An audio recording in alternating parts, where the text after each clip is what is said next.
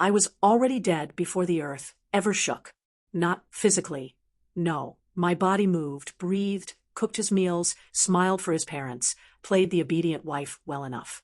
But inside, I was a graveyard of broken promises and unspoken betrayals. I married Chadwick young, thinking his silences meant depth, not disinterest. I mistook his criticisms for care, his distance for stress.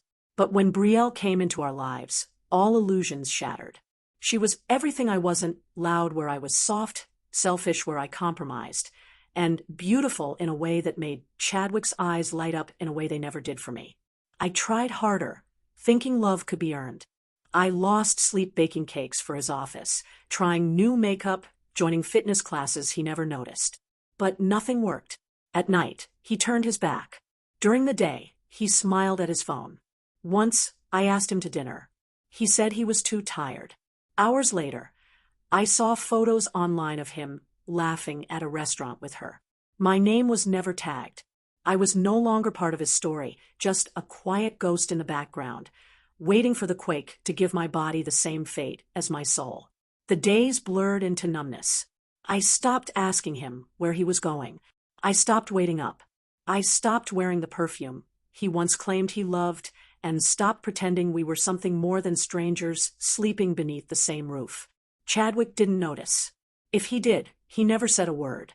One evening, I walked into the kitchen and found him on the phone. He was smiling, genuine, soft. It was a smile I hadn't seen in years. I froze when I heard her name. "I'll bring your favorite wine," he whispered. "You deserve to be spoiled." My stomach twisted, but I made no sound. When he saw me, he didn't flinch, just ended the call and walked past me like I was air. That night, I stared at the ceiling and thought, how much more can I take? But instead of weeping, I felt calm. Not peace. Something colder. Something final. I realized I was mourning something that had already died. Our love. My dignity. Maybe even my identity. I was tired of playing the wife. Tired of being polite while being erased. The woman he married was fading fast, and neither of us cared enough to stop it. 1 week before the quake, I made a list. It wasn't a dramatic thing. No angry scribbles, no teardrops on paper.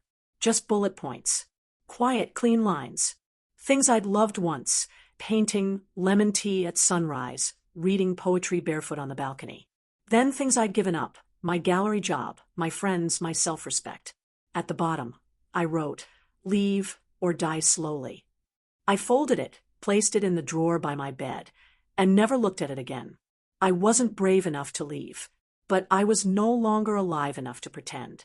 Chadwick barely came home that week. When he did, he smelled of Brielle's perfume and looked at me like I was the inconvenience standing between him and his real life. I heard him on the phone again, planning a getaway. "Don't worry about her," he said. "She's harmless. She won't do anything." And he was right. I wouldn't, because I didn't even know who I was anymore. I was a shadow in my own house, just waiting. For what? I didn't know. Maybe for the ground to finally open and finish what his love had started, my erasure. When the tremors started, I thought it was just the dishwasher. I'd been loading it slowly, hands mechanical, eyes unfocused. But the floor beneath me shifted, once then again.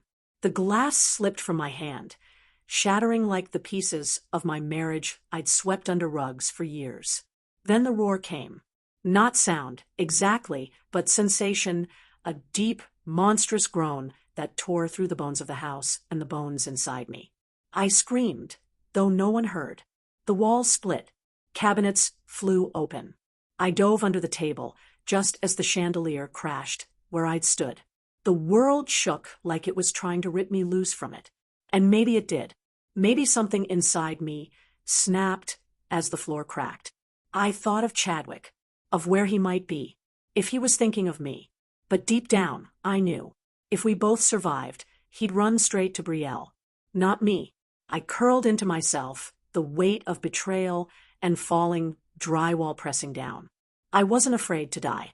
I just didn't want to die still waiting for him to love me. I passed out with that final truth holding me tighter, than he ever had. I woke to silence, a choking, dusty stillness that felt worse than the quake itself. My body throbbed, pinned beneath splintered beams and broken plaster. Blood crusted my temple. My arms were scraped raw, legs trembling with every attempt to move. It was dark, except for a jagged beam of daylight slicing through the ruin above. Somewhere nearby, I heard a voice, faint, muffled, not calling for me, calling for her. Brielle? Brielle, he shouted. My heart clenched. He was alive, and he was looking for her. I held my breath, hoping maybe he'd find me too. Maybe he'd call my name next. But minutes passed, and I heard footsteps running farther away. I wasn't even a thought. The woman he vowed to love, protect, and cherish had vanished from his heart long ago. I laid there, paralyzed, tears mixing with blood and dirt. The beam of light above flickered as dust swirled in the air. He's not coming back, I whispered, and in that moment, something inside me stopped waiting. My heart didn't break. It solidified, like stone, cold, steady. I was no one's second choice anymore. If I got out, it would be because I saved myself. Crawling out was the hardest thing I've ever done. My limbs screamed. My lungs burned. Every movement threatened to collapse the fragile pocket of space, keeping me alive.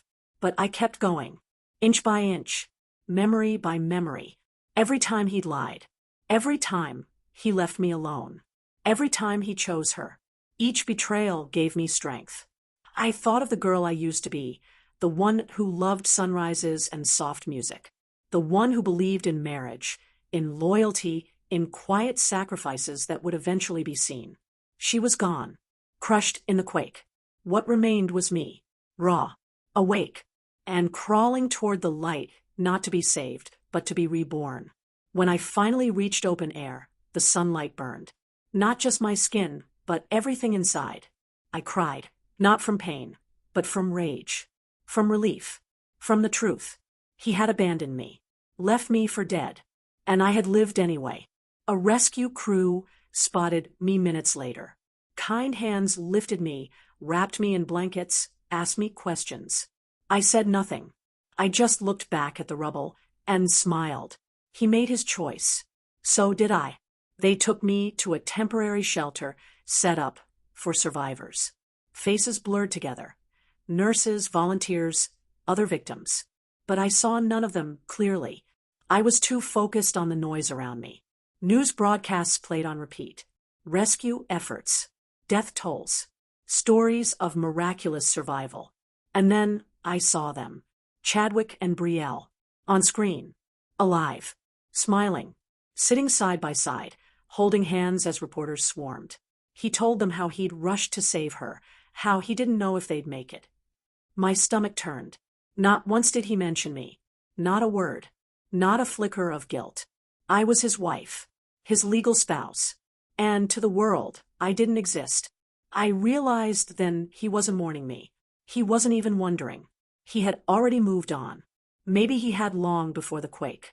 The woman next to him wasn't just his mistress anymore. She was his chosen partner. And I had been discarded like debris. But I wasn't broken. Not anymore. I turned off the screen, picked up the phone offered to me, and made a single call to a hotel in another city. No forwarding address. No note. Let him think I died. It made things easier. He must have eventually realized I was alive. Maybe it was the money transfer I initiated to close our shared account, my name still legally linked to his. Or maybe someone saw me in that new city, recognized something familiar in my walk or voice. Either way, the text started. First one, "Are you okay?" Then another, "Where are you?" Then, "Please call me. We need to talk." I didn't reply. I read every word in silence and archived them. Days passed. The messages got longer. Apologetic. Confused. Then angry. "You can't just disappear like this. You owe me an explanation." That one made me laugh. I owed him nothing. Not after he left me bleeding under rubble to cradle his mistress. Not after he gave press conferences pretending he was the hero. Eventually, The texts turned quiet. Just a final line. I miss you. I stared at it for a long time. Not because it moved me, but because it didn't. I realized I had truly detached. The part of me that would have clung to that message, she died in the quake. And all that remained was a woman who knew her worth and refused to return to a man who never did. I changed my name. Nothing dramatic, just a soft shift. My middle name became my first. My mother's maiden name replaced my last.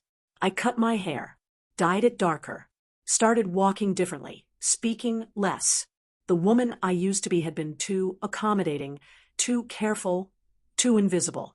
This new woman, she moved with purpose, even when afraid. I found work at a bookstore owned by a retired professor who didn't ask questions.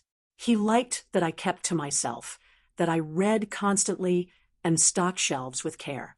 My days became filled with stories, my nights with silence. And for the first time in years, that silence didn't ache. It soothed. In that quiet, I met myself again. Not the version Chadwick married, but the one I had buried to make him comfortable. I was still bruised, still healing, but no longer hiding. Sometimes I'd think of him, of what he must have told people. Maybe he framed himself as a widower. Maybe he told them I ran away. I didn't care.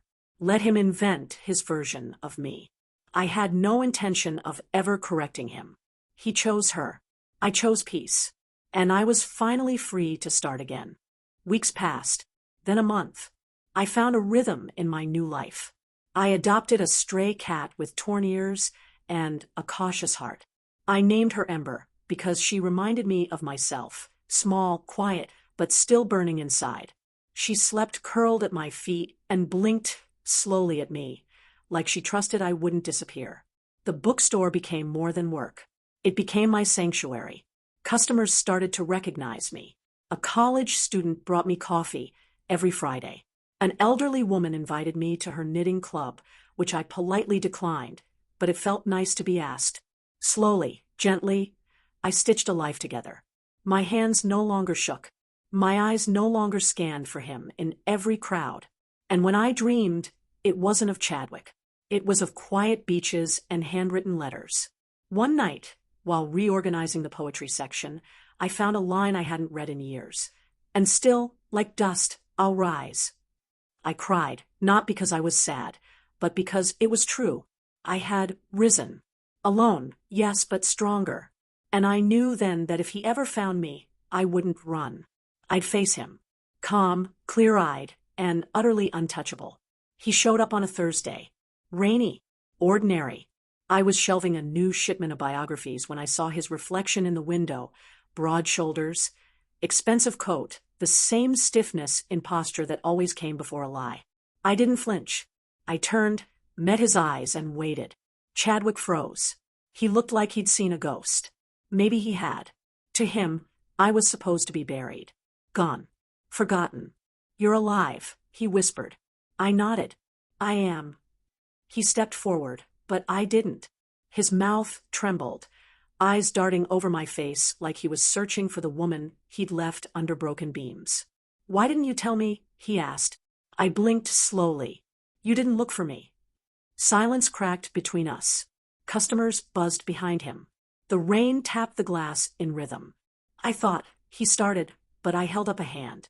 You thought I wouldn't survive. Or maybe you hoped I wouldn't. Easier to explain. His jaw tightened. That's not fair. I tilted my head. Isn't it? He looked older, more tired. But that wasn't my concern anymore. I didn't owe him comfort. I owed myself honesty. And the truth was, I felt nothing. He followed me outside. Of course he did.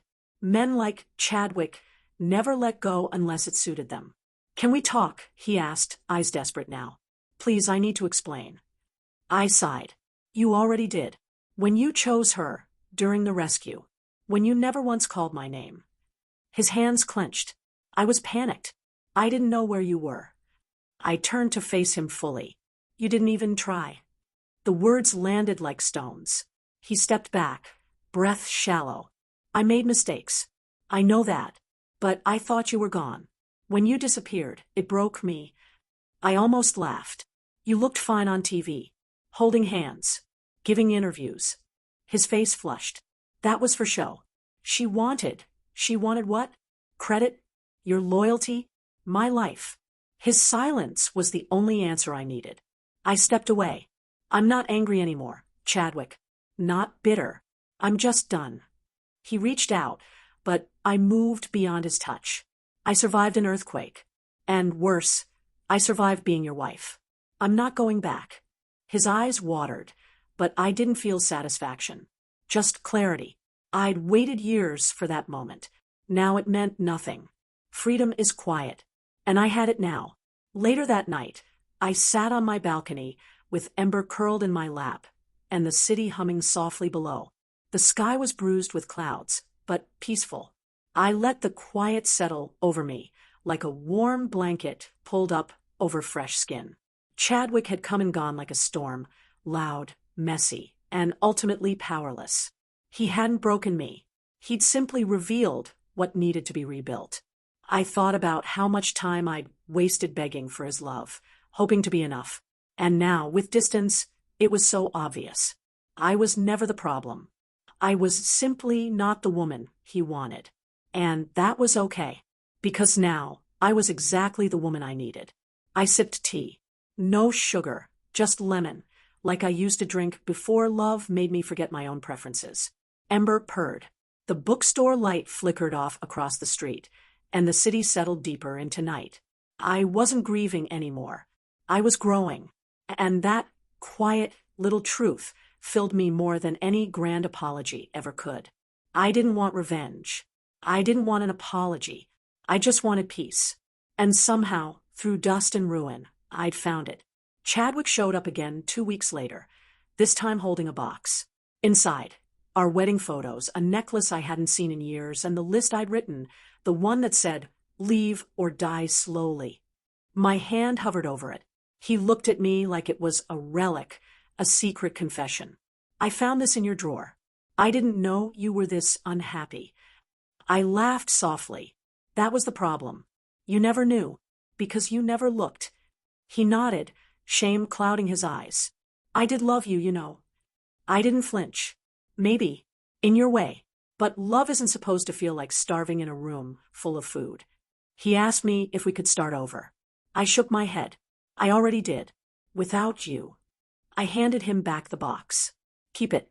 Maybe it'll help you remember what real love costs when you waste it." His hands shook, but I didn't stay to comfort him. That version of me was gone. I walked back inside, closed the door, and locked it gently.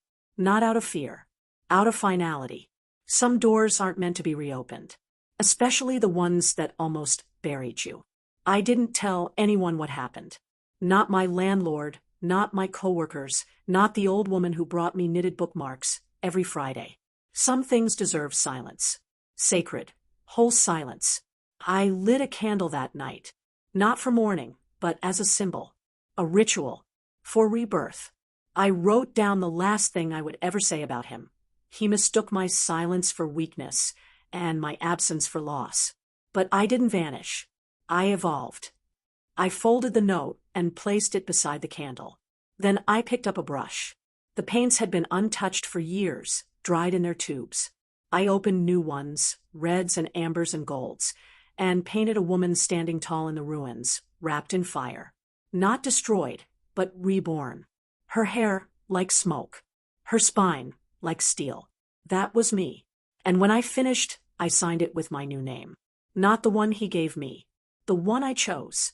I hung it above my bed, not to forget, but to remember. Not him. Me. The girl who survived betrayal, disaster, and abandonment. The woman who emerged. Whole. Scarred. Glorious. And finally free. Some nights, I wonder if he still dreams of me. If he lies awake beside her, haunted not by guilt, but by comparison. Wondering what might have been if he had turned left instead of right. If he had called my name first. If he'd lifted rubble for me instead of holding her. Maybe he tells himself stories to feel better. That I moved on easily. That I never really loved him. But the truth is, I did love him. Fully. brutally. And that's what made his betrayal feel like dying. But it also made my survival feel like resurrection. I don't regret the love. I regret the time. The years I bent myself to fit inside his small definition of wife. Now, I define myself, my worth, my joy. And that scares men like him. Because once a woman learns she can live without being chosen, she stops waiting, stops begging. She becomes a force, unshakable. Like me, let him dream, let him wonder, let the weight of regret keep him company. I've got my own life now, my own dreams, and they don't include him, not even in the background. The bookstore owner gave me a promotion. I'm managing now.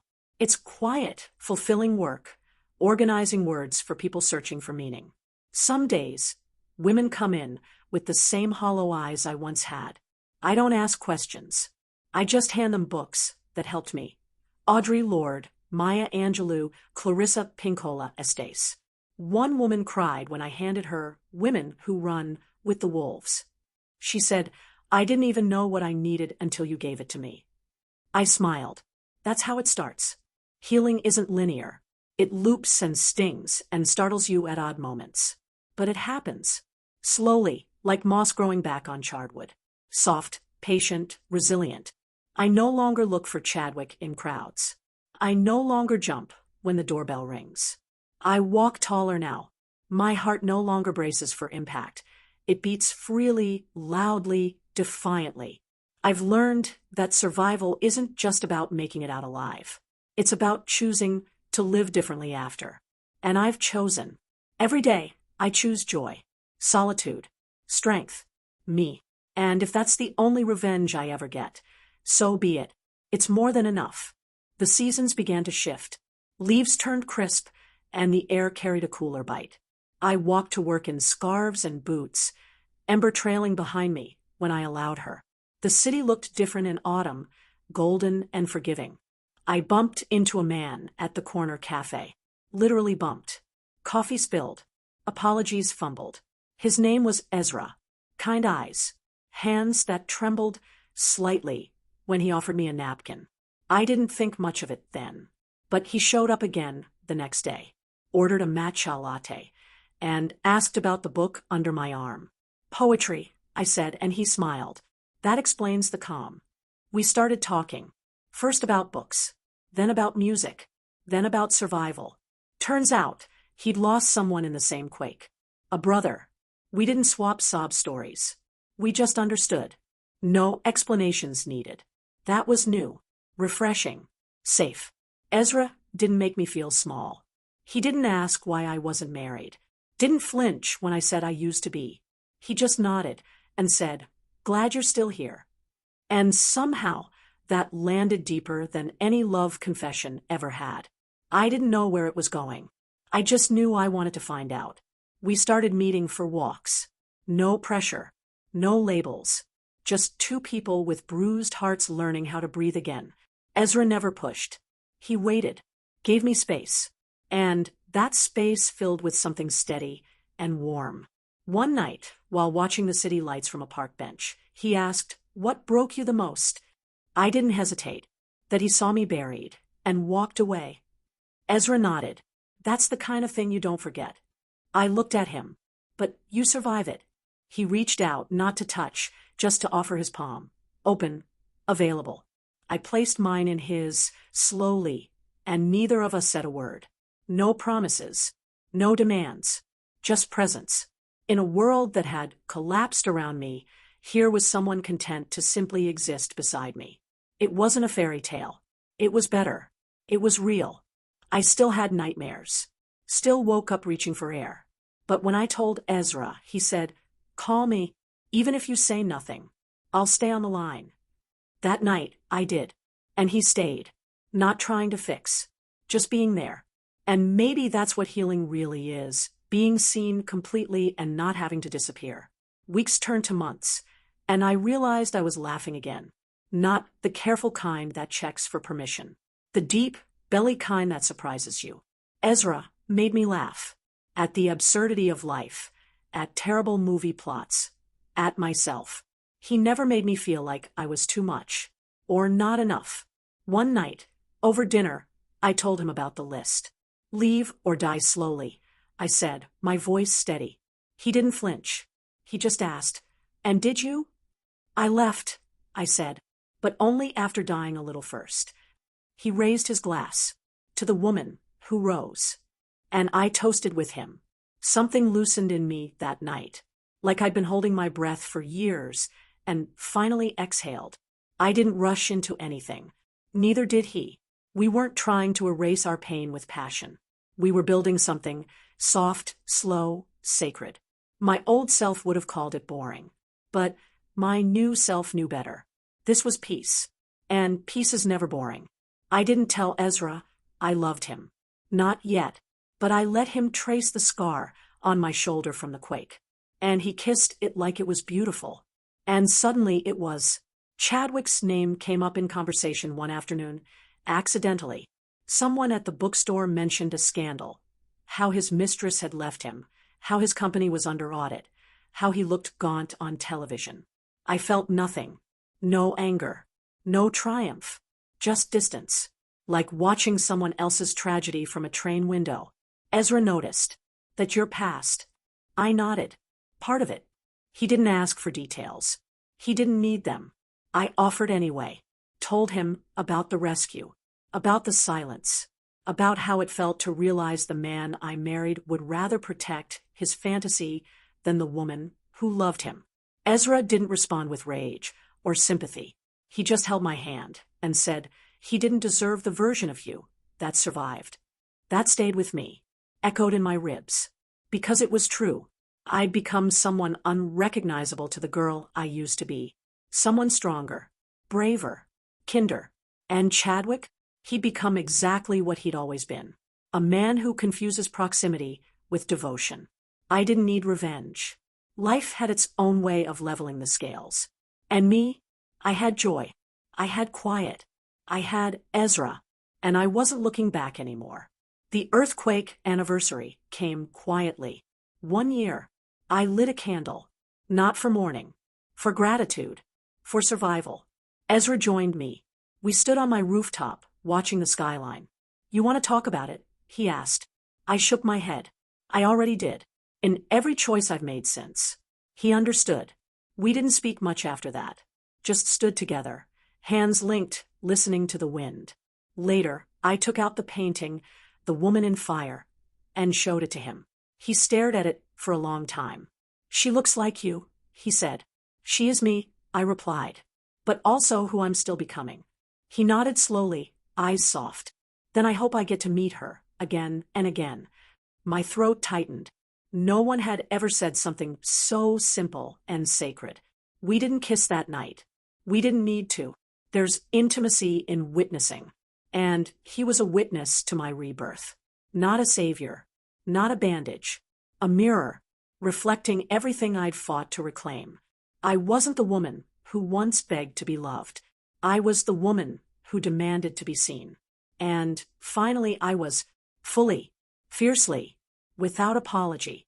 The first time Ezra told me he loved me, it was raining again. We were trapped under a coffee shop awning, soaked and laughing, and he just said it, like it had been sitting on his tongue forever. "I love you," he said, "but not just the soft parts. I love the sharp edges, the fire, the parts that survived what should have broken you." I stared at him, stunned. No one had ever loved me like that. Chadwick had loved a version of me that smiled on cue, that dressed to match his suits. Ezra loved the me who still cried during poetry readings and flinched at thunder. I didn't say it back immediately. Not because I didn't feel it, but because I wanted the words to land fully. To live in the space between us without rushing. When I did say it days later, in a whisper while we danced in my apartment, his eyes lit up like I'd given him a sunrise. And maybe I had, because love, real love, doesn't rescue. It joins. It honors. And I was done being rescued. I had rescued myself. Ezra just walked beside me while I remembered how. Chadwick showed up 3 weeks later. No call. No warning. Just appeared in the bookstore doorway, like a ghost who didn't know he was dead. I was restocking poetry. I looked up, and there he was, wearing the same cologne, the same arrogance, but somehow smaller, thinner. His eyes darted like a man searching for something he'd lost and only now realized mattered. "Vivian," he said, voice cracked at the edges. I didn't flinch. I didn't drop the book in my hand. I just said, "You shouldn't be here." He stepped forward. "I've been trying to find you." "Why?" I asked, genuinely curious. He blinked. "Because I made a mistake." I almost laughed. "Which one?" His face twisted like he hadn't expected sarcasm. "You left," he said, as if that still shocked him. "Yes," I replied. "You didn't notice until I was gone." He reached out, hesitated. "I miss you." I looked at the man I once built my life around, and I felt nothing, just clarity. "You miss control," I said. "You miss being adored without earning it." He looked wounded, but I wasn't cruel, just done. "I buried the version of me who needed you," I whispered. "You're late to the funeral." He asked me to lunch. I declined. He offered closure. I didn't need it. Chadwick kept talking like the sheer volume of his regret could rewind time. He said the quake changed him, that he'd been lost, that she, his mistress, had betrayed him, stolen from him, vanished when things got hard. "I thought she loved me," he said, eyes flickering with shame. "And I thought you'd save me," I replied. "We were both wrong." He leaned in, desperate now. "Vivian, please, let me make it right." I shook my head. "You can't unbury someone who's already bloomed elsewhere." His jaw clenched. "Is it someone else?" I didn't answer. I didn't know him the truth, but I gave it anyway. "Yes, and he didn't have to watch me die to realize I mattered." That landed like a punch. He staggered back a step, pride shattering. "I never stopped loving you," he said. I met his eyes. "You never started." "Not really. You loved what I gave you, my loyalty, my silence. But not me." The silence between us was final. He turned, walked out the way he came in. I watched him go without flinching. That chapter had already closed itself. When I told Ezra what happened, he didn't tense. He didn't ask questions. He just listened, nodding slowly. "You okay?" he asked afterward. I nodded. I didn't shake. That surprised me. He smiled gently. "That's growth." I curled into him, on the couch. The night was quiet except for the sound of Ember purring nearby. "He said he loved me," I whispered. "Do you believe him?" Ezra asked. I thought about it. "I think he loved having me, but he didn't love knowing me." Ezra's hand brushed through my hair. "Knowing you is a gift," he said. "Not everyone deserves it." That warmth returned to my chest, the kind that said I was safe, seen. I remembered the woman I used to be, how I kept shrinking to fit his world. Now, I had grown so wide, so wild, no one could contain me. Not even Ezra tried. He just held space for the woman who had rebuilt herself brick by brick. I didn't know if love was forever. But I knew this. Love, real love, felt like freedom. Not a leash. And I wasn't afraid anymore. Of the past. Of what I survived. I'd faced it. And I'd chosen me. One evening, a letter arrived. No name. No return address. Just a familiar, slanted handwriting I hadn't seen since the day of the quake. Inside was a single photograph. Me, covered in dust, cradling Ember. Eyes burning with something fierce. On the back, scrawled in blue ink, "You looked alive." I wasn't. It was Chadwick's handwriting. I folded it gently, not out of sentiment, but out of finality. He saw it now. What he let die. What he couldn't kill. Me. I didn't need to respond. The letter wasn't a beginning. It was a benediction. His silent surrender. I tucked it into a drawer I rarely opened. A grave for ghosts. Then I returned to Ezra, who was making tea, humming off key. He asked nothing. Just handed me my cup and kissed the top of my head. And that was the difference. Chadwick needed proof I'd risen. Ezra never questioned that I had. The letter didn't haunt me. It humbled me, because it reminded me where I'd started buried under betrayal, desperate for breath. And now, here I was, sipping tea with a man who didn't just see my fire. He warmed his hands by it. I was no longer surviving. I was home. One afternoon, I returned to the shelter to drop off books for survivors. The same hall where I first held Ember. A volunteer recognized me. "You're the woman from the Quake," she said softly. I smiled. "One of many." She nodded, eyes full of stories I didn't ask for. Then she said, "People still talk about you. How you walked away while everyone else waited to be found." That stayed with me. I hadn't realized it made ripples. I thought I was just surviving. But sometimes survival becomes legend. I left the books and walked out slowly, Ember brushing against my ankles like she, too, remembered.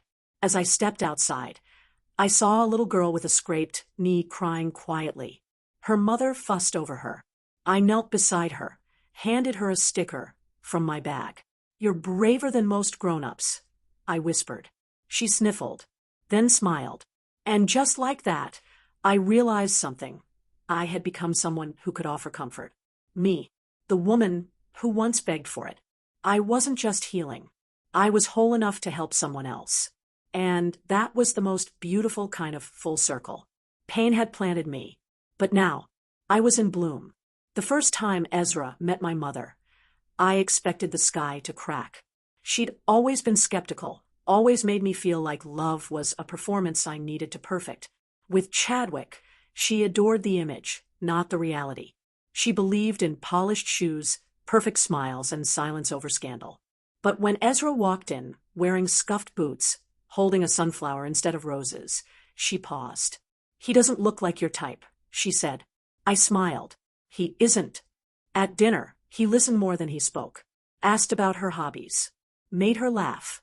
And when she brought up Chadwick, carefully, almost like a test, Ezra said, "I'm not here to replace anyone, just to love the woman standing in front of me." Silence. Then, my mother nodded. Approval, in her language. Later that night, as we left, she hugged me longer than usual. "He looks at you like you're a person," she whispered. "Not a possession." That night, I cried. Not from grief. From relief. Some wounds take years to earn their healing. And some heal just by being witnessed. Ezra didn't just win my heart. He gave me back the part of myself I never knew needed permission to be enough.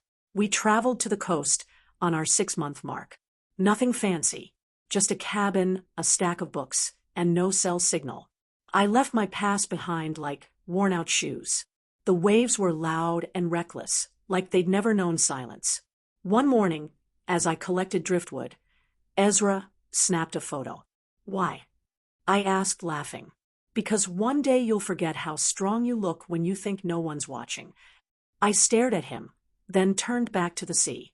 It was true. I no longer recognized the woman who once begged for scraps of affection. Now I danced barefoot on wet sand, unafraid of the tide. That night, we made dinner together, chopped vegetables, burned the rice, laughed until we collapsed. And afterward, lying under tangled blankets, he asked, "If you could go back and undo it all, would you?" I thought hard. No, I'd still break. I'd still fall. Because that version of me had to die, so I could be this. He kissed my shoulder. "Then I'm grateful you survived." The ocean roared outside, but inside, there was peace. I wasn't running anymore. Not from my past. Not from myself. I was rooted. And, finally, I was free. We got matching tattoos on the last day. Nothing grand, just a small flame behind my ear and a compass on his wrist. He said it reminded him to follow what felt true. I said mine reminded me I'd been forged in fire. The tattoo artist didn't ask questions. Just inked the symbols with the kind of reverence some people reserve for cathedrals. Afterward, we sat on the pier eating fish tacos, letting the salt water dry on our skin. "Do you think people like us always find each other?" Ezra asked. I shook my head. "No, I think people like us learn to stop hiding, and then we become visible to those who are looking." He smiled. "Then I'm glad you stopped hiding." I took his hand. "So, am I The world didn't shift. There were no fireworks. But something settled deep inside me, like a final puzzle piece falling into place. I was no longer defined by what I'd lost. I was illuminated by what I'd chosen. That night, as we packed to leave, I whispered thank you to the ocean, to the storm that once tore me apart. Because without it, I'd never have found my way here. Back in the city, life moved on. Quietly, softly, but I noticed the changes. I slept deeper. I sang in the kitchen. I stopped apologizing for things that weren't mine to fix. At the bookstore, customers came and went, but I began to recognize regulars. One woman in her 60s came every Friday. We exchanged nods. Eventually she asked, "What's your favorite survival story?"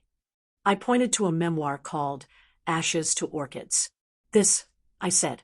"It's about losing everything and growing something better from it." She nodded, took the book, and smiled like she knew exactly what I meant. Because we all break, but not all of us rebuild. And those who do, they become architects of their own peace. I stopped fearing storms. I started planting gardens. The fear that once gripped me, of being alone, abandoned, forgotten, had been replaced by a truth more powerful than pity. I had chosen my own resurrection. Not once, but every single day. Ezra wasn't my new life. He was part of the one I'd built brick by brick. And that made all the difference. Because now, I didn't need anyone to save me. I'd already saved myself. One Sunday, I found an old voicemail from Chadwick I had never played. My thumb hovered over delete. But then, curiosity. I pressed play. His voice crackled through the phone. "Vivian, I saw a photo of you and him. You looked happy. I just wanted to say, you look like someone I never deserved." Click. That was it. No plea. No apology. Just acknowledgement. I sat there for a while, letting it settle. I didn't feel anger. Or regret. I felt nothing. And that nothing was beautiful. Because it meant the wound had finally closed. Not with rage, but with peace. I deleted the message. Then opened the window and let the breeze carry that chapter away. Some ghosts don't need banishment. They just need to be let go. Ezra walked in then, holding 2 coffees. He saw my face. "Old pain?" he asked. I nodded. "Just pass through." He kissed my forehead. "Good. Let it keep walking." I laughed. And just like that, the past took another step away. I didn't chase it, didn't mourn it. I just held Ezra's hand and turned toward the light, the kind that only shines on the other side of survival. Spring came fast that year. It painted the city in soft greens and lavender shadows. I planted window boxes at the store, filled them with daisies and marigolds. Ezra said they looked like little sunbursts. Customers noticed. One little boy pointed at them and said, "Look, Mommy, happiness." I smiled for the rest of the day. I'd never known how much joy I'd find in the quiet things. In a fresh bloom, a stranger's laugh, the weight of a cat in my lap as I read. There was a time I craved drama, to feel alive. Now I craved peace like sunlight. One night, Ezra read aloud to me while I soaked in the tub, his voice low, careful not to wet the pages. I closed my eyes and let the words wash over me. It was a love poem, simple and raw. "I would rather have one breath beside you," he read, "than an eternity alone." I opened my eyes and smiled. "You're not a poet," I teased. "No," he said, grinning, "but I'm in love with one." And there it was again, that soft, sure glow. The knowledge that I didn't have to fight to be seen. I already was. Ezra met Ember's vet one afternoon and charmed the entire clinic. They gave Ember a new ribbon for her collar, gold, to match her eyes. On the walk home, Ezra joked, "She has more fans than I do." I laughed, and for the first time in years, I realized my laughter didn't feel borrowed. It wasn't for anyone else. It was mine. We stopped at a little food cart and got churros, sitting on the curb like teenagers. "What do you think she remembers?" Ezra asked, nodding at Ember. I looked at her, perched like a queen in her carrier. "I think she remembers I didn't leave her. And maybe that's enough." He nodded. It always starts with someone staying. His words lingered, because it was true. Ezra had stayed. Through my slow thawing, my cautious steps forward, my moments of recoil. He didn't rush me. He didn't rescue me. He stood beside me until I remembered how to walk. That kind of love, steady, patient, was rarer than people admit. It doesn't demand fireworks. It just shows up. Every day. And I was finally learning to trust it. Not blindly, but fully. Because I'd learned what leaving looks like, and Ezra was the opposite. At the bookstore, we started hosting poetry nights. It was Ezra's idea. Let people speak their healing, he said. So every Thursday, we pushed back shelves and set up folding chairs. The first night, only 7 people came. One woman read about losing her brother in the war. A teenager recited a piece about surviving high school bullies. An older man cried as he read a poem to his late wife. And me, I read one about fire, not destruction, transformation. I called it Reborn. Ezra sat in the front row, eyes never leaving mine. After, a woman approached me with trembling hands. I left someone too, she said. I thought I was the only one who didn't shatter after. I hugged her. We don't shatter, I said. We shed. Word spread. By week 4, we needed more chairs. People came not for perfection, but for truth, for proof that pain could become art, and art could become freedom. I wasn't just healing. I was helping others do the same. And it felt like justice, not revenge, but redemption. The bookstore, once a place to hide, had become a place to rise. And I was proud, not of surviving, but of what I'd built after. One night, Ezra asked if I'd ever want to leave the city. I paused. Once, I would have said yes. Run from the memories. From the buildings that reminded me of heartbreak and broken vows.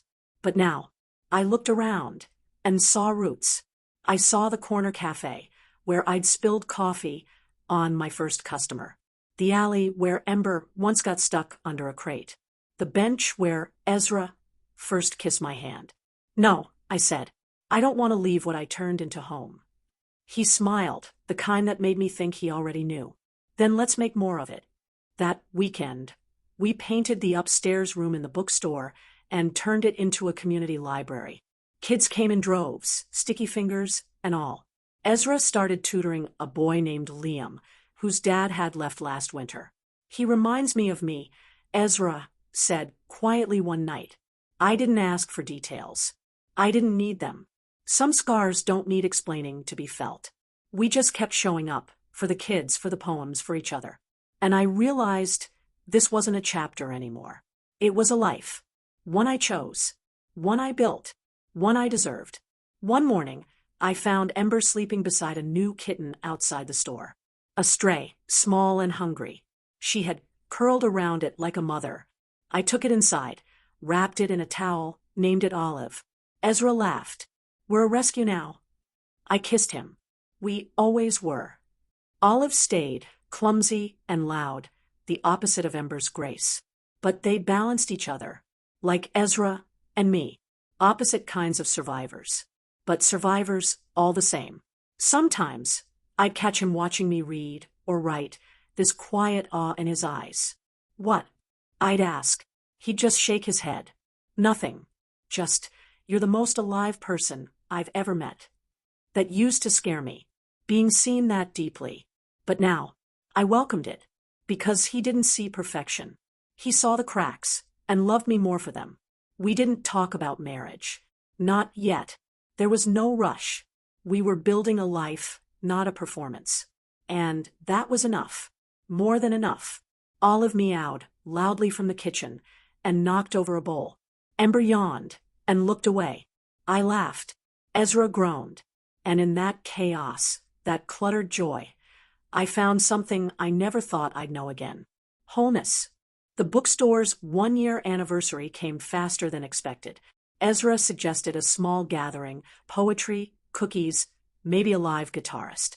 But by the week of, word had spread, and it turned into a full event. Former customers brought friends. Teen poets asked to perform. The woman who had cried after reading about her brother returned with her daughter. And Chadwick showed up. I spotted him from the second-floor loft, just a shadow at the door. He didn't approach, didn't interrupt. He just watched me. I held Ezra's hand a little tighter and stepped forward, not to confront, but to speak. I read a new poem. It wasn't about betrayal or pain. It was about peace. About what happens after the fire dies down and you find yourself not burned, but cleansed. As I read, Chadwick looked down, then left. That was the last time I saw him. And that felt right. Not dramatic, just closure. The applause afterward wasn't thunderous, but it was real. Ezra kissed my cheek and whispered, "You didn't need to win. You just needed to stand." I smiled, because he was right. That night, I locked up the bookstore with steady hands. I wasn't haunted anymore. I was home. Fall settled in slow and golden. Leaves drifted like sleepy thoughts outside the bookstore window. Ezra started baking bread on weekends, claiming it helped him think. The smell clung to everything: books, clothes, even Ember's fur. We didn't mind. I began writing more seriously again. Not just poems, but essays, reflections. Stories of survival, of growth. I submitted one to a local magazine under a pen name. They published it. When I read it aloud at the next poetry night, no one knew it was mine. But afterward, a woman approached me with tears in her eyes. "That story, it saved me," she said. I wanted to tell her it was mine. But I didn't, because her tears weren't for me. They were for herself. And that mattered more. Ezra said I had a gift for putting broken things into words. I told him maybe it was just because I knew what it felt like to be broken and to be found. We walked home that night, wrapped in scarves, our hands linked like a promise. And I thought, the girl I used to be wouldn't recognize me now. But maybe she'd be proud. Maybe she'd believe, finally, that love could be soft. The magazine reached out weeks later, asking for a follow-up piece. This time, I used my real name. Ezra was the first to see the draft. "It's not just your voice," he said. "It's your truth. And it's powerful." I believed him, because for the first time, my words didn't feel like whispers. They felt like roots. I wrote about rebuilding, not in spite of heartbreak, but because of it, about how sometimes survival looks like choosing a quiet life, when the world told you loud was the only way to matter. The editor loved it. They asked for a photo. I gave them one of me at the bookstore, standing by the poetry shelf, Ember perched beside me like a queen. When it ran, old friends reached out. Even an aunt I hadn't heard from in years. They all said the same thing: "We didn't know you were hurting." And I realized neither did I. Not fully. Not until I stopped. Ezra celebrated with champagne and pizza. We danced in the bookstore aisle to a scratchy old record. "You're becoming who you always were," he said. I smiled. "No," I replied. "I'm remembering. There's a difference. But both feel like coming home." One quiet afternoon, a teenage girl lingered after the poetry circle. She was shy, clutching a torn notebook. I wrote something," she mumbled. "But it's dumb." I asked to read it. It was raw, aching. About a father who left. A mother who cried when no one was looking. I looked up at her and said, "This is brave." She burst into tears. I didn't hug her. I let her cry without interruption. Because sometimes just being witnessed is enough. Later, I found a sticky note on the counter. "Thank you for seeing me." It reminded me of myself. The version of me who once begged to be seen. And feared it at the same time. I told Ezra about the girl. He said, "You're making ripples, love." And maybe that's what healing looks like. Not giant sweeping changes, but ripples. One person seen. One poem read. One truth spoken. I didn't need the world to know my name. I just needed the people who felt invisible to see that they weren't alone. That their pain wasn't shameful. That survival was art. That's the life I had now. Not a performance. Not a mask. But a mirror. And I offered it freely. Winter returned with sharp winds and early sunsets. Ezra made mulled cider. And the bookstore became a cocoon. We added blankets to the reading chairs. Ember slept longer. Olive grew clumsier. On the longest night of the year, we hosted a solstice storytelling. Everyone brought a memory, some joyful, some bitter, all honest. One man shared about losing his partner in the pandemic. A woman spoke about learning to dance again after a surgery. When it was my turn, I said simply, I used to think survival meant silence. Now I know it means voice. Ezra squeezed my hand. That night, we sat on the floor after everyone left, surrounded by the flicker of leftover candles. I never asked, he said, but do you miss who you were before all this? I thought about it. I miss her innocence, but not her pain. He nodded. You're softer now, but stronger, too. And it was true. I didn't harden after heartbreak. I didn't turn cruel. I turned kind. To myself. To others. That was my rebellion.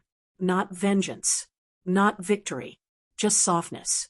And in this world, softness is a revolution. That night, I slept deeply, knowing I had finally found peace. A few days after the solstice, Ezra surprised me with a journal, hand-stitched leather-bound, the kind that felt too beautiful to write in. It's for your next chapter, he said. I smiled, but something inside me trembled. Next chapter. It felt too soon, too sacred. But that night, I opened it and wrote the first line.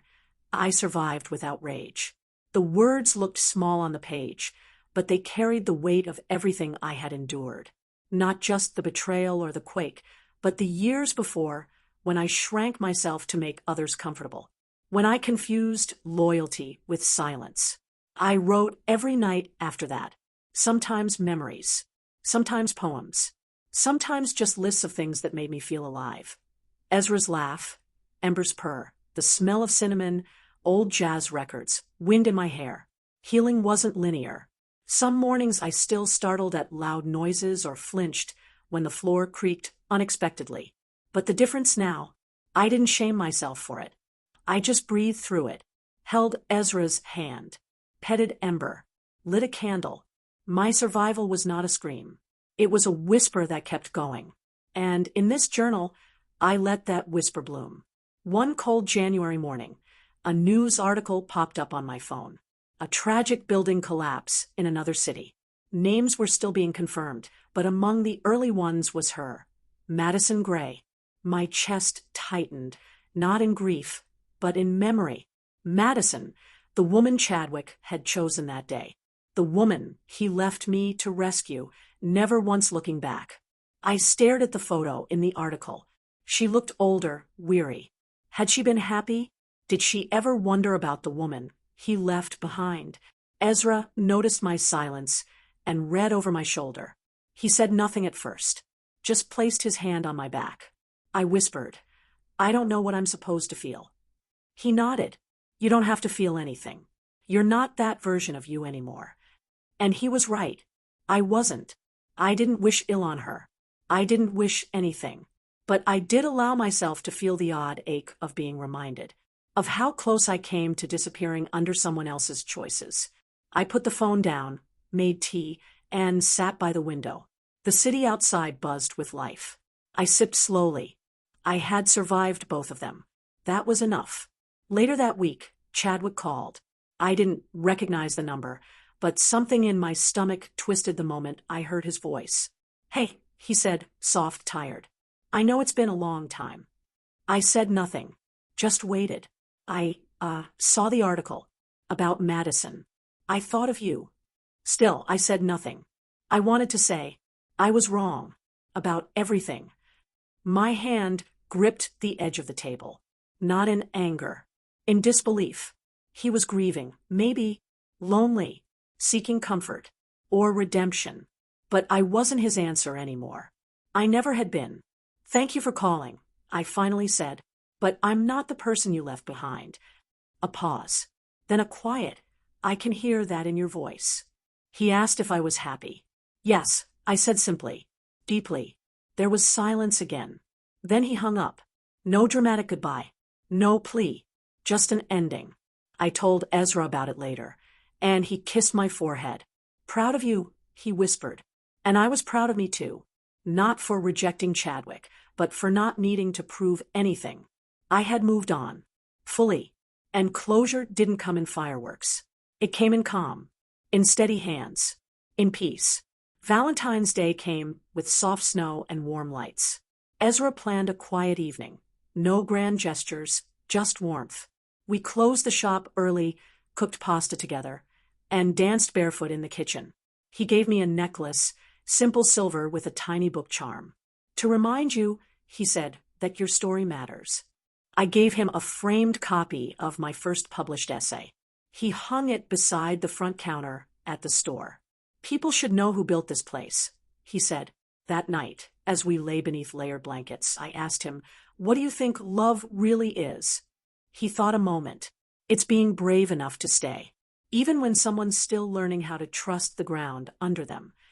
I kissed him, and I thought, maybe that's why I never felt safe with Chadwick. He only loved me when I was easy. Ezra loved me even when I was afraid. And love like that, it doesn't come often. It doesn't glitter. It glows. That night, we fell asleep to the sound of Ember snoring and the wind tapping the window. And I realized I didn't just survive heartbreak. I found something far rarer on the other side. I found safety. A month later, the city invited local business owners to speak at a community event. They wanted someone to talk about post-crisis rebuilding. Ezra nominated me. I laughed, nervous. I'm not a speaker. He looked at me with gentle defiance. You already are. Every Thursday night. So I said yes. The auditorium was packed, the stage bright. I stood there with trembling fingers and a pounding heart, and I told my story. Not the ugly details. Just the truth. About the quake. The betrayal. The bookstore. The healing. I ended by saying, we rebuild in pieces. And sometimes what we build after is stronger than what came before. The applause was thunderous. But more than that, it was real. People came up afterward to thank me. Some hugged me. Others cried. One woman whispered, I thought I was the only one who stayed too long with someone who saw right through me. I held her hand and said, you're not invisible. That night, Ezra made hot cocoa and wrapped me in a blanket. You did it, he said. I smiled, tired but lit from within. Because I hadn't just found a new life. I had built one worth standing on a stage for. Spring came early that year. The city warmed like it was waking up from a long, heavy dream.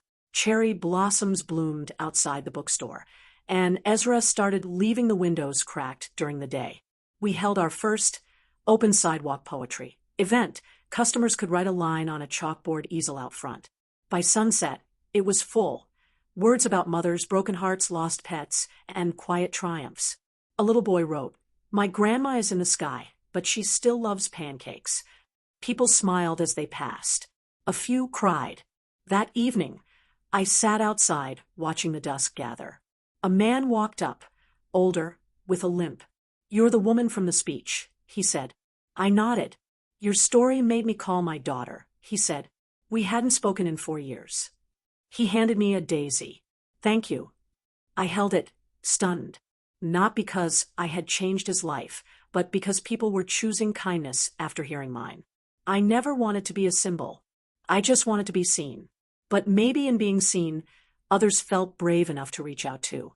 That night, I pressed the daisy between journal pages. Proof that even pain can bloom something good. One evening, a teenage boy wandered into the store looking lost. He clutched a worn copy of Mice and Men. My teacher said we had to read it. He muttered. I smiled and led him to a cozy corner. Want to tell me why you hate it? He shrugged. I dunno. Everyone dies. What's the point? I sat beside him. Maybe the point is that love doesn't always look how we expect. And sometimes people hurt the ones they love because they think it's mercy. He looked at me for a long time. You've read a lot of sad books. I laughed softly. Yes, but also hopeful ones. He didn't say much after that, but he stayed for 2 hours. I gave him a free copy of The Perks of Being a Wallflower before he left. A week later, he returned with 3 friends. They need help hating books less too, he grinned. Ezra called it literary matchmaking. I called it healing. Because every person who walked through our doors brought something, grief, anger, questions, and left lighter. We weren't saving them, just holding space. That was enough. That boy never knew my past. But somehow, we understood each other anyway. That was everything. In April, I got a letter in the mail. Handwritten, no return address. Inside was a photo, a candid of me and Chadwick from years ago, taken on a beach trip I barely remembered. The note read, "I'm sorry for everything. I hope you're happy now." See, I stared at it a long time, not with longing, but with disbelief at how distant that life felt. The woman in the photo had clung so tightly to his hand, desperate to be chosen. I folded the picture carefully and tucked it into the back of my journal, not to keep, but to remind myself how far I'd come. That night, Ezra found me quiet in the living room. I showed him the letter. He didn't read it, just asked, "Do you want to talk about it?" I shook my head. "Not really. I just want to sit here, with you." So we did. No analyzing, no fixing, just being. The world didn't need to know the details. And neither did Ezra. What mattered was that when the ghosts of my past knocked, I no longer opened the door out of habit. I opened it once, nodded, and shut it again. That was healing. Ezra's parents came to visit in May. I was nervous, worried they'd see through me, that they'd think I wasn't good enough for their brilliant, tender-hearted son. But from the moment they walked in, they were warm. His mother hugged me like I was already family. His father asked questions about the bookstore, like it was the most fascinating thing on earth. Over dinner, I shared some poems. His mother cried. "You remind me of my sister," she said. Strong but soft. The world tried to harden her, but she kept choosing love. Later, Ezra told me she hadn't spoken about that sister in years. "You unlocked something," he said, and I thought maybe I wasn't broken. Maybe I was a key. Ezra, and I walked them to the train station the next day. His father shook my hand and said, "He's better with you." I swallowed the lump in my throat and nodded, because the truth was, I was better with Ezra, too. Not because he saved me, but because he never asked me to be anything I wasn't. He just held space until I could bloom. And when I did, he didn't take credit. He just stayed. That was love. June brought the bookstore's second summer. Longer hours. More foot traffic. I started offering writing workshops for women, especially those leaving long relationships or starting over. The first class had 6 women. All nervous, all with pens clenched like lifelines. One by one, they opened up. Some had been widowed, others divorced. One woman had escaped an abusive marriage 2 months earlier. She wrote in all capital letters and apologized every time she shared. "You don't need to shrink here," I told her. She cried. And then she kept writing. By the 4th week, the room felt like a heartbeat. These women didn't know each other before, but now they texted daily, shared rides, baked muffins. It was more than a class. It was a circle. One night, after everyone left, I looked at the empty chairs and felt a swell of something sacred. Not power, not pride, but presence. I was showing women how to find their voice because I had found mine. That ripple Ezra spoke of. It was growing, and I wasn't alone in the water anymore. We were all swimming towards something brighter. And when I looked in the mirror, I no longer saw the girl left behind. I saw the guide. July's heat arrived like a furnace, and with it came the anniversary of the Quake. I didn't expect it to hit me so hard. I thought I'd be past it, stronger, untouchable. But trauma doesn't follow a schedule. One morning, I woke up in a sweat, breath caught in my chest, heart pounding from a dream where I was buried under rubble, screaming for help that never came. Ezra held me as I cried, wordless, ashamed. "It's okay," he whispered. "Even flowers bend in storms." I took the day off, sat in the garden behind the store, barefoot in the dirt, watering the tiny tomato plants we'd planted months ago. One had sprouted red fruit. I picked it, held it in my palm, warm from the sun. So much life could come from what felt broken. That evening, we held a candlelit gathering at the bookstore. Not a memorial, an honoring.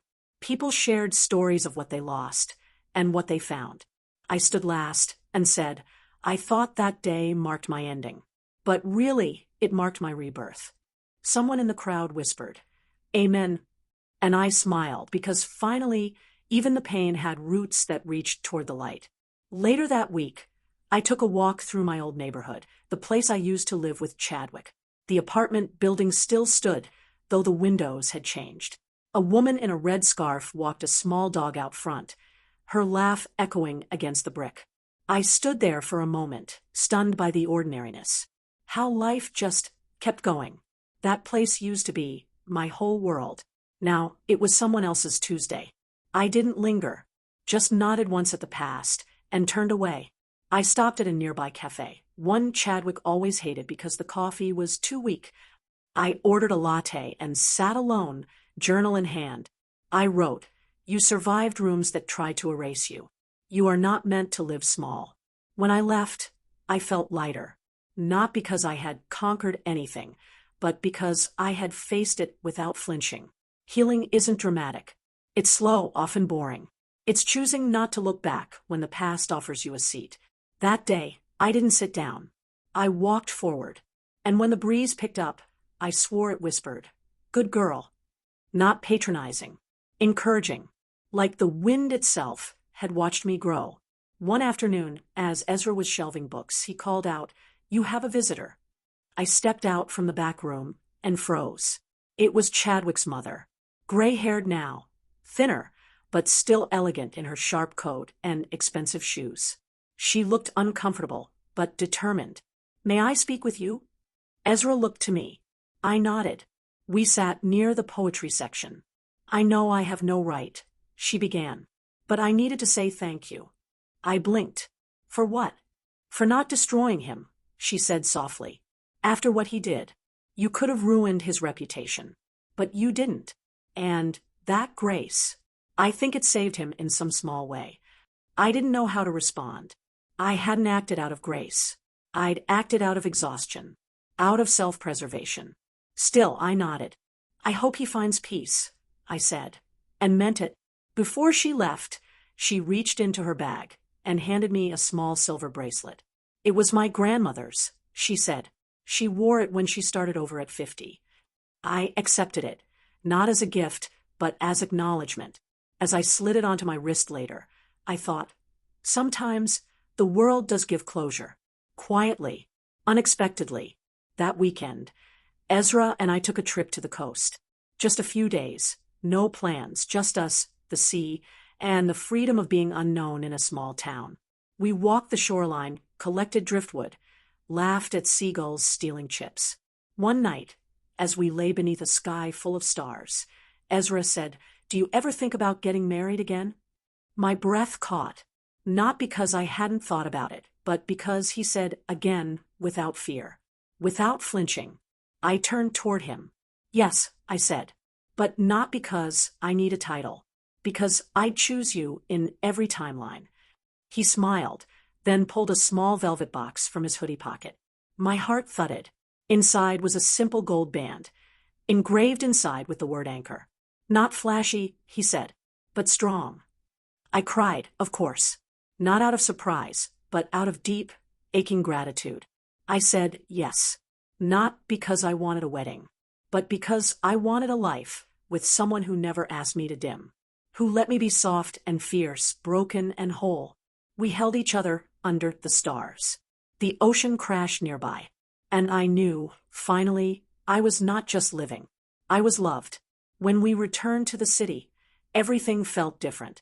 Not because the streets had changed, but because I had. I wore the ring like a secret, a quiet promise to myself more than anyone else.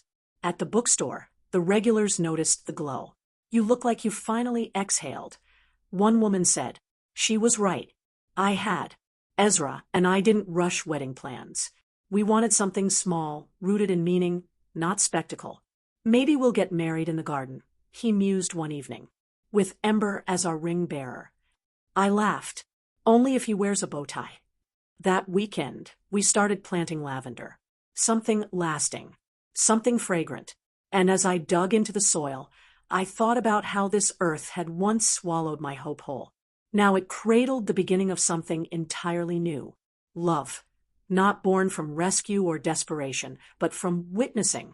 He saw me, even when I was hidden beneath grief and fear. And now, together, we were growing something that didn't need to shout to be heard. It just needed light, water, and time. The bookstore, the garden, the home we'd built. These weren't things I had after survival.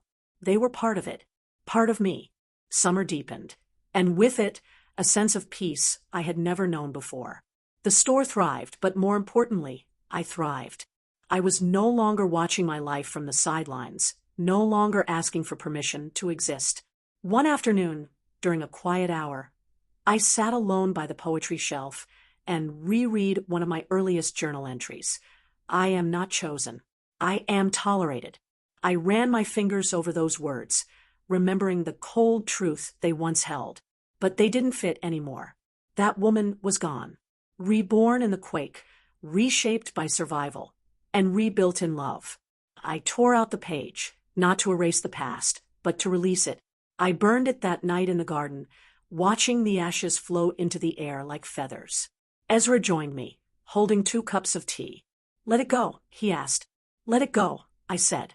We toasted quietly under the moonlight. I knew now that I hadn't needed saving.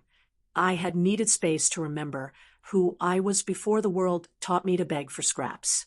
And in that remembering, I'd rewritten the ending, not as someone rescued, but as someone who rose, who chose herself.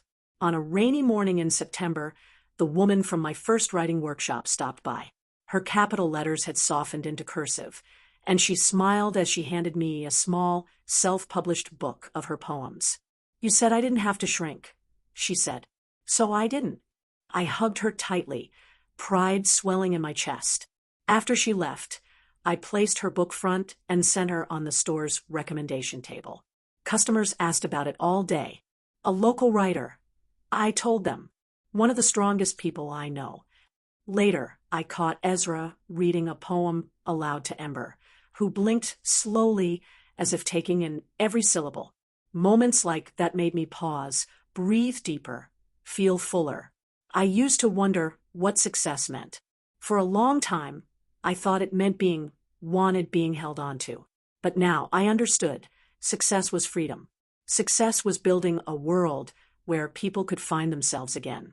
It was planting seeds of courage and watching them bloom in others. I wasn't just living my second wind. I was passing it on. And every voice that rose after mine proved one thing. Silence may visit, but it no longer stays. In October, we hosted our first fall festival. Hay bales, pumpkin carving, caramel apples, and live readings from local writers.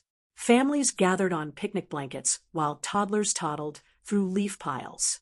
Ezra carved a pumpkin shaped like an open book. Ember wore a scarf. As the sun dipped low and the sky turned golden, I stood on a wooden crate and read one of my newest poems. I wasn't nervous. My voice didn't shake. I spoke like someone who had nothing left to prove. When I finished, the applause wasn't loud. It was warm. Honest. I looked out into the crowd and spotted women from my workshop, customers who had become friends, even the teenage boy with the worn copy of Mice and Men. They nodded at me, as if to say, "We see you." And for the first time in my life, I didn't flinch under their gaze. I welcomed it. I had become someone worth seeing, not because I'd changed into someone new, but because I had come home to myself. The quake had shattered everything. But from the cracks, light had poured in. And now, standing in that golden hour, I felt whole. Not in spite of the past, but because of it. By November, our wedding plans were simple. Garden, dusk, friends. No aisle. Just a circle. A community that had become family. My dress was borrowed from one of the women in the workshop. Lace, simple, worn with pride. Ezra wore a navy suit and a crooked grin. We read vows we'd written ourselves. His ended with, "I never needed to fix you. I just wanted to witness your bloom." Mine ended with, Thank you for waiting in the dark while I found my light. There was no grand reception, no dance floor, no expensive cake. But there was laughter, and music from a speaker, and a table filled with handwritten notes from guests who shared what second chances meant to them. One said, "You reminded me that soft is not weak." Another said, "I left him. You showed me how." As the night deepened, fireflies glowed around us like stars had come to watch. We didn't need a honeymoon. We had everything here. In this bookstore, this garden, this life built not from rescue, but rebirth. And as I laid my head on Ezra's shoulder under that canopy of twinkling lights, I whispered, "We're not broken things. We're living proof of what survives." The first snow fell early in December. Ember barked at it, as if trying to chase the flakes from the sky. Ezra and I watched from the bookstore window, cocoa in hand. I thought back to that first day, the moment I stepped inside, trembling, unsure if I deserved even warmth. Now I co-owned the place. I hosted workshops, readings, and once even a marriage proposal between two poets. This space had become more than a business. It was a haven, a temple of second chances. I kept a framed photo on the wall near the register, a shot of the bookstore during golden hour, with a tiny chalkboard sign out front that read, "You belong here." Customers often stopped to take pictures of it. "Did you write that?" they asked. "No," I always said, "but it's true." And every time someone smiled at those words, I smiled too, because belonging wasn't something I chased anymore. It lived in me. The quake took everything I thought I needed, but it gave me truth. And now, as I looked out at the snow-covered street, I didn't see loss. I saw a world ready to be written anew, with steady hands and an open heart. Sometimes, I wonder what Chadwick thinks when he hears about the bookstore, or sees a news clipping about a local poet whose story became a lighthouse for others. Maybe he doesn't care. Maybe he regrets everything. But it doesn't matter anymore. That part of the story is closed, not bitterly, just finally. What matters now is this life I built not in spite of the fall, but because of it. The broken pieces were never discarded. They were rearranged, made into something mosaic, flawed, but luminous. At night, I still write. Sometimes poems. Sometimes just reflections. I write to remember. I write to pass the torch. One recent entry said, "I thought the world ended that day, but it was just a door. And I walked through." That's what rebirth really is. Not forgetting the quake, but learning how to stand on unsteady ground. Stronger, softer, alive. And so I keep walking. I keep writing. I keep loving, deeply, daringly. And when people ask how I survived it all, I say this: I stopped begging to be chosen. I chose myself. And in doing so, I lit the path for others. That is how you rise. That is how you begin again.